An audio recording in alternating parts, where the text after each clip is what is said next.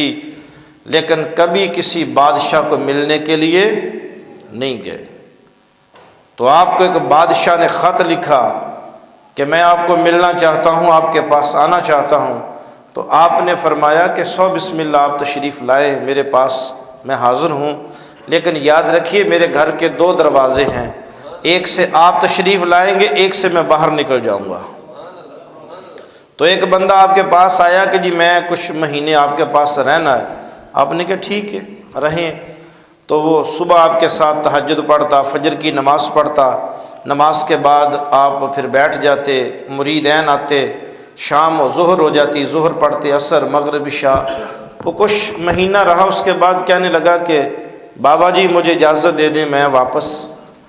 اب اس نے اپنے دل میں سوچا کہ جو سوچ کے میں آیا تھا کہ سلسلہ چشتیہ کا اتنا بڑا آدمی، یہ تو پتہ نہیں کوئی 20-25 نمازیں پڑھتے ہوں گے، ساری ساری رات قیام اللیل کرتے ہوں گے، نفل پڑھتے ہوں گے، روزے رکھتے ہوں گے، اب یہ تو 5 نمازیں ہیں، 5 نمازیں ہر بندہ پڑھ لیتا ہے۔ تہجد ہے وہ بھی جس کی عمر زیادہ ہو، نیند نہ آتی ہو، وہ بھی کہتا ہے چلو نیند نہیں آتی میں تہجد پڑھ لیتا ہوں، اور کوئی کمال نہیں ہے، بس بیٹھے ہیں۔ اس کے دل میں یہ خیال آیا کہ میرا کوئی مقصد نہیں حل ہوا، اتنے دن رہا فائدہ بھی نہیں۔ اب اس نے صبح جانا تھا، آپ نے کہا کہ ٹھیک ہے آپ صبح تشریف لے جائیں، اللہ کے حوالے، یہ خانگاہ ہے، یہاں دنیا آتی رہے گی جاتی رہے گی، جو سیکھا سکھایا جا کے اللہ کی مخلوق کو سکھائیں۔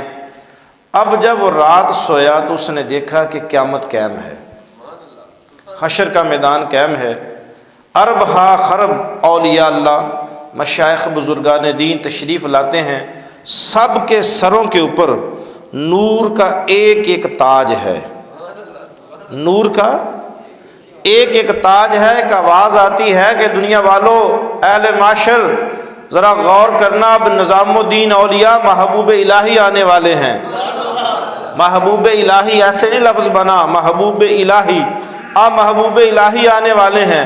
تو اس نے خواب میں دیکھا کہ آپ کے سر کے اوپر 2 نور ہیں۔